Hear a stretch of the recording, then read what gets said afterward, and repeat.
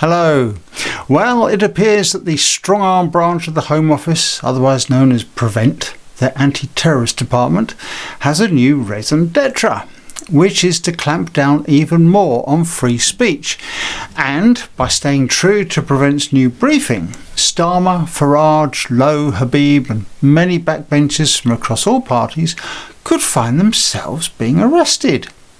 At least that's the theory. You couldn't make this stuff up. Stay tuned for more on this. Welcome to Grey Matters Extra.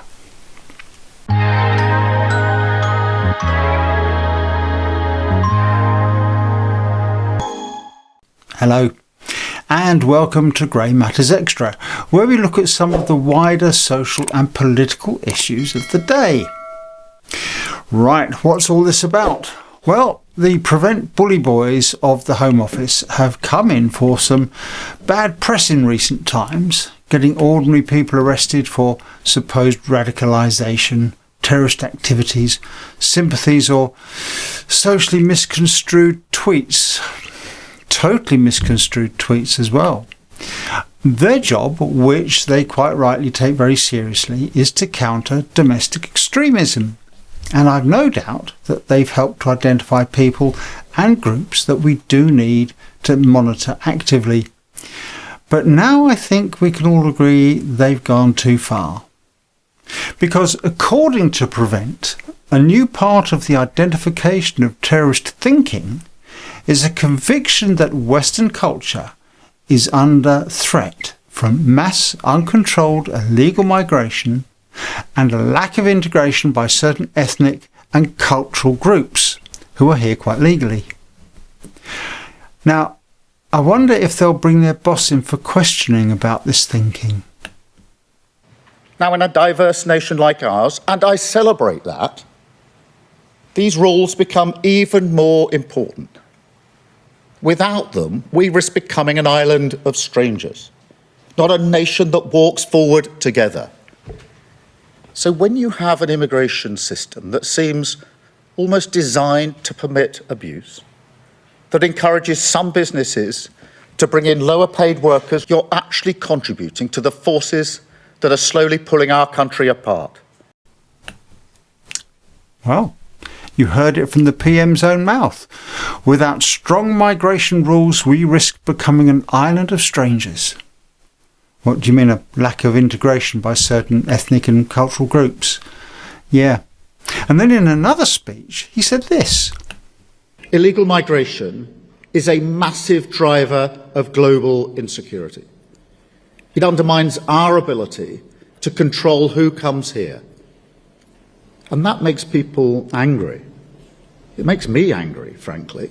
So, illegal migration makes him angry. Steady on, old chap. That's a little extreme, isn't it? Prevent! Over here! And then, if the Prime Minister's thoughts and words could land him in trouble, then Farage is really deep in the doo-doo. So, here's the real problem. Hundreds, if not thousands, of pundits, commentators, ordinary tweeters and Facebook posters not only believe that there is a lack of integration by certain ethnic and cultural groups, they openly speak about it on their social media platforms, and they criticise the mass, uncontrolled, illegal migration as well. Is that terrorist thinking, or just people speaking freely about their concerns for the country's future? Now, all this new briefing will do is to make people ultra cautious when it comes to speaking freely, which makes this new principle from Prevent a direct attack on the freedom of expression. Now, according to this next clip from GB News Online, Starmer claims that he supports free speech. Let me give you the principles that I would apply. Firstly, I'm strongly in favour of free speech. We've had free speech in this country for a very, very long time, and we protect it fiercely. I'm equally, though, against incitement to violence against other people. That has long been an offence in our country, and rightly so. Free speech, yes. Incitement to violence, no. Well, we've seen little evidence of that, judging from the well-publicised arrests of ordinary people for, well, wrong speak. and that's since he came into power. And where is the incitement to commit acts of violence when people simply comment on or criticise mass immigration? Now, these government briefings go out to all public sectors, health, education, local authorities, etc., with the requirement that they keep a lookout for potential extremism and report their concerns back to the government. In other words, to spy on their communities. Now, OK, that's all well and good if they're reporting overheard conversations about bulk buying certain materials, but a step too far if a parent gets nicked at the school gates for commenting on the latest immigration figures.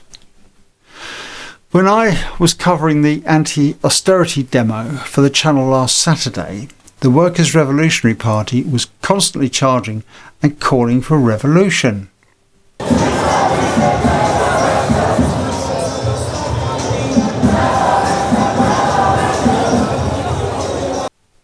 Now, I would suggest that openly inciting people to revolt and calling for the government and democracy to be overthrown is far more akin to extremism or domestic terrorism than Joe Soap tweeting from home about immigration. But were those demonstrators arrested? Will they be arrested? Well, I think we all know the answer to that. Of course not. On an organised march, it's far too difficult and complicated and time-consuming to investigate lots of people who are protected by the shroud of being in an organised group, whereas it's much easier to go for the low-hanging fruit, the individual sat at home posting on Facebook or YouTube.